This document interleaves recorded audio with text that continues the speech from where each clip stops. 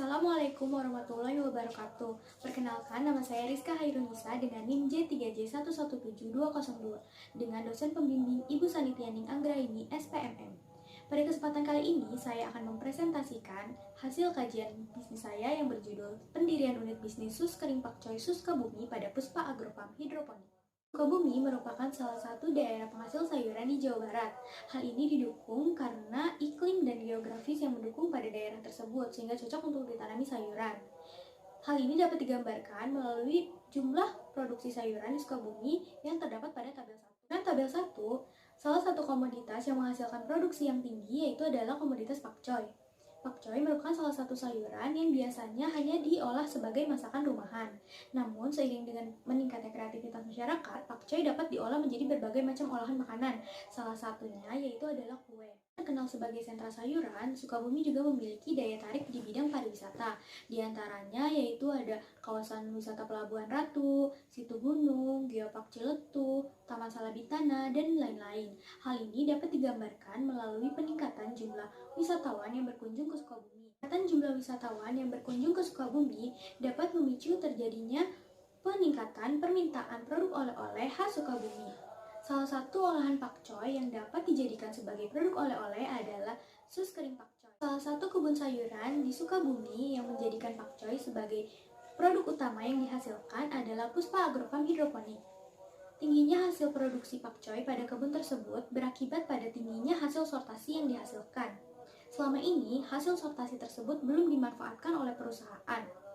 Sehingga, hal ini dapat menjadi peluang bagi perusahaan untuk memanfaatkan hasil sortasi pakcoy tersebut untuk diolah menjadi sus kering pakcoy, sehingga dapat menjadi produk oleh-oleh khas Sukabumi. Tujuan dari pengembangan bisnis ini yang pertama adalah merumuskan ide pengembangan bisnis berdasarkan hasil analisis lingkungan internal dan eksternal dengan melakukan pengembangan bisnis pendirian unit bisnis sus kering pakcoy Sukabumi pada Puspa Agrofam Hidroponik.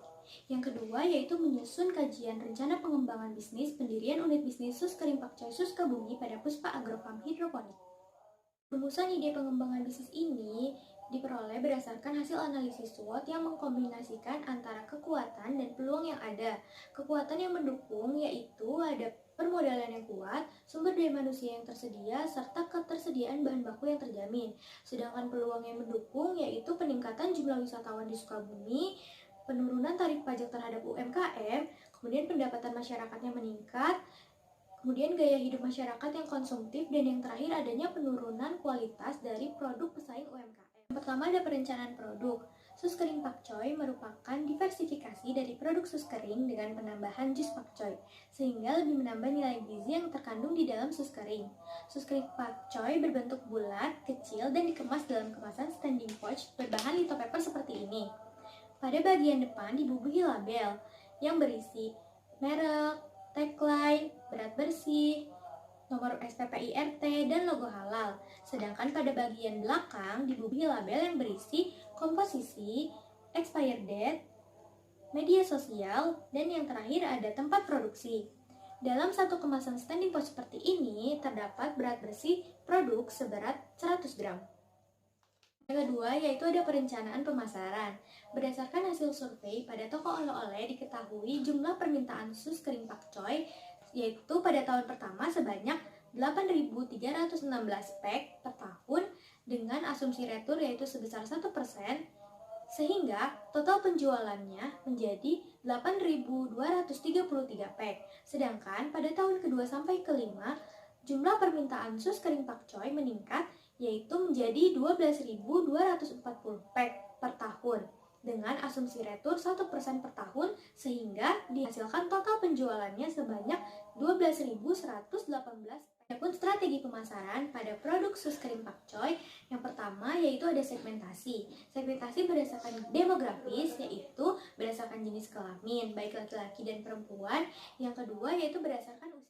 Geografis yaitu di wilayah kota dan kabupaten Sukabumi. Dan yang terakhir yaitu berdasarkan psikografis adalah kebiasaan masyarakat Indonesia mengkonsumsi camilan dan gaya hidup yang konsumtif. Dengan hasil segmentasi tersebut, maka diperoleh target pasar yang paling potensial untuk produk sus kering pakcoy ini yaitu wisatawan usia 26-45 tahun yang memiliki pendapatan menengah ke atas serta memiliki gaya hidup yang konsumtif dan menyukai camilan. Ingin menanamkan citranya di masyarakat selain sebagai oleh-oleh, juga sebagai camilan yang tidak membosankan. Ini digambarkan melalui tagline-nya, yaitu camilan kering yang gak bikin boring.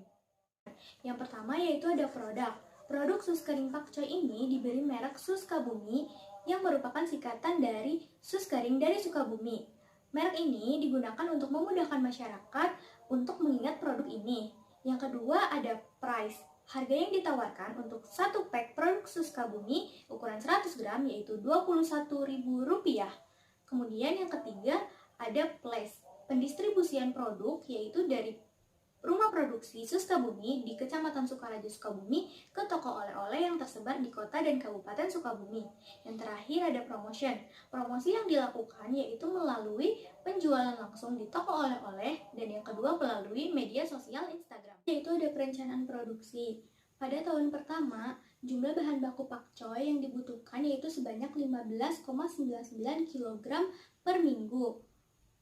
Karena produksi dilakukan selama 3 kali dalam 1 minggu, maka dalam 1 kali produksi dibutuhkan sebanyak 5,33 kg pakcoy utuh. 5,33 kg pakcoy utuh akan mengalami penyusutan menjadi 1,6 kg. Diketahui bahwa 1 kg pakcoy utuh apabila sudah ditambahkan dengan bahan baku yang lainnya akan menghasilkan 1,485 kg sus kering yang siap konsumsi. Sehingga dari 5,33 kg pakcoy utuh atau 1,6 kg pakcoy yang bersih akan menghasilkan 7,915 kg sus kering. Atau kedua sampai kelima, jumlah bahan baku pakcoy yang dibutuhkan yaitu sebanyak 17,4 kg per minggu. Proses produksi pada tahun kedua sampai kelima tetap dilakukan selama 3 kali dalam 1 minggu, sehingga dalam 1 kali produksi jumlah bahan baku pakcoy yang dibutuhkan sebanyak 5,8 kg. Dari 5,8 kg pakcoy utuh, apabila sudah ditambah bahan baku yang lainnya akan menghasilkan 8,613 kg sus kering pakcoy. Produksi Sus Kabumi pada awal usaha baru didirikan, yaitu dimulai pada hari Minggu, diawali dengan kegiatan persiapan bahan baku kering. Namun, pada proses produksi selanjutnya, persiapan bahan baku kering akan dilakukan setiap hari Kamis bersamaan dengan pengiriman produk ke toko oleh-oleh. Selanjutnya yaitu ada persiapan bahan baku pakcoy. Bahan baku pakcoy ini dipersiapkan setiap hari sebelum produksi dilakukan agar pakcoy yang digunakan itu masih fresh. Kemudian yang ketiga yaitu proses produksi. Proses produksi dilakukan sebanyak 3 kali dalam 1 minggu, yaitu mulai dari hari Senin, Selasa, dan Rabu. Yang terakhir yaitu ada pengambilan retur produk. Pengambilan retur produk ini dilakukan setiap hari Kamis bersamaan dengan pengiriman produk ke toko oleh-oleh dan dilakukan setiap 1 minggu sebelum tanggal expire produk. Bangunan untuk melakukan proses produksi Sus Kabumi seluas 64 meter persegi yang terdiri dari 8 ruangan. Yaitu ada perencanaan organisasi dan manajemen serta sumber daya manusia. Usaha Sus Kabumi ini bukan merupakan organisasi baru, tetapi penambahan divisi pengolahan pada Puspa Agrofarm Hidroponik, sehingga tanggung jawabnya masih berada di Puspa Agrofarm Hidroponik. Kemudian untuk kebutuhan tenaga kerjanya yaitu terdiri dari 4 orang. Yang pertama ada 1 orang manajer, dan yang selanjutnya yaitu dibutuhkan 3 orang staf pengolahan. Yaitu ada perencanaan kolaborasi. Kerjasama yang dilakukan oleh usaha Sus Kabumi ini yaitu kerjasama dengan divisi produksi sayuran Puspa Agrofarm Hidroponik untuk memperoleh bahan baku pakcoy, kemudian dengan toko bahan kue untuk memperoleh bahan baku kering, lalu dengan toko percetakan stiker, kemudian dengan toko oleh-oleh yang ada di kota dan kabupaten Sukabumi untuk menyalurkan produk ke konsumen. Akhirnya itu ada perencanaan finansial. Adapun asumsi yang digunakan meliputi yang pertama yaitu umur bisnis selama 5 tahun berdasarkan pada jangka waktu penyewaan rumah produksi. Yang kedua, modal yang digunakan berasal dari modal sendiri. Yang ketiga yaitu tingkat suku bunga yang berlaku sebesar 4,81% berdasarkan pada tingkat suku bunga deposito rata-rata Bank Mandiri dan Bank BCA April 2020. Yang keempat, masa persiapan usaha selama 3 bulan, sehingga pada tahun pertama produksi hanya dilakukan selama 9 bulan, sedangkan pada tahun kedua sampai kelima produksi dilakukan selama 12 bulan. Yang kelima, yaitu kapasitas produksi pada tahun pertama sebanyak 8.532 pack, sedangkan pada tahun kedua kapasitas produksinya menjadi 12.528 pack, yaitu pajak penghasilan sebesar 0,5% berdasarkan kebijakan yang berlaku untuk UMKM. Yang ketujuh, nilai sisa didasarkan pada harga pasar di wilayah Sukabumi. Yang kedelapan, penyusutan dihitung menggunakan metode garis lurus. Dan yang kesembilan, asumsi kegagalan produksi pada tahun pertama sebesar 3% per produksi, sedangkan pada tahun kedua sebesar 1% per produksi. Investasi yang dikeluarkan untuk usaha Sukabumi sebesar Rp127.645.000 yang digunakan untuk membeli keperluan sarana dan prasarana produksi. Terdiri dari dua biaya, yaitu ada biaya variabel dan biaya tetap.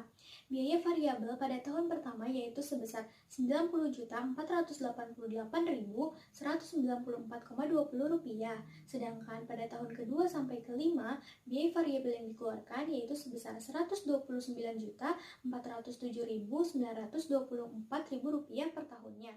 Yang dikeluarkan setiap tahunnya yaitu sebesar Rp69.871.900. Penerimaan pada tahun ke-1 untuk usaha Sukabumi ini yaitu sebesar Rp172.889.640, sedangkan pada tahun kedua sampai kelima jumlah penerimaan setiap tahunnya yaitu sebesar Rp254.469.600. Selanjutnya yaitu ada proyeksi laba rugi. Tahun pertama, laba bersih setelah pajak yang dihasilkan dari usaha Sukabumi yaitu sebesar Rp11.903.068,51, sedangkan pada tahun kedua sampai kelima, laba bersih yang dihasilkan per tahunnya yaitu sebesar Rp52.430.287,05. Selanjutnya ada analisis aliran kas. Usaha ini menghasilkan NBV sebesar Rp164.555.864,83. Artinya usaha ini layak untuk dilaksanakan karena menghasilkan NBV lebih dari 0. Kemudian IRR yang dihasilkan dari usaha ini sebesar 57%, sehingga usaha ini layak untuk dilaksanakan karena IRR-nya memiliki tingkat lebih besar dari discount rate-nya. Yang ketiga yaitu ada net BC. Usaha ini menghasilkan net BC sebesar 2,69. Artinya setiap Rp1 biaya yang dikeluarkan akan menghasilkan manfaat bersih sebesar Rp2,69. Berdasarkan net BC, usaha ini layak untuk dilaksanakan karena memiliki net BC lebih besar dari 1. Yang terakhir yaitu payback period. Usaha ini memiliki jangka waktu pengambilan investasi selama 2 tahun 8 bulan 80 hari, sehingga usaha ini layak untuk dilaksanakan karena lebih kecil daripada umur bisnisnya. Hasil analisis switching value apabila terjadi penurunan harga Sukabumi sebesar 15,981.034,51% dan kenaikan harga margarin sebesar 323,825.744. Perusahaan tidak akan mendapat penerimaan apabila penurunan harga Sukabumi dan kenaikan harga margarin melebihi persentase tersebut, maka perusahaan akan mengalami kerugian. Selanjutnya yaitu usaha ini layak untuk dilaksanakan berdasarkan hasil analisis finansial dan non finansial. Adapun sarannya bagi perusahaan yang akan menjalankan bisnis ini yaitu harus memperhatikan dalam hal perekrutan tenaga kerjanya, baik untuk tenaga kerja manajer maupun tenaga kerja untuk pengolahan yang berkompeten di bidangnya.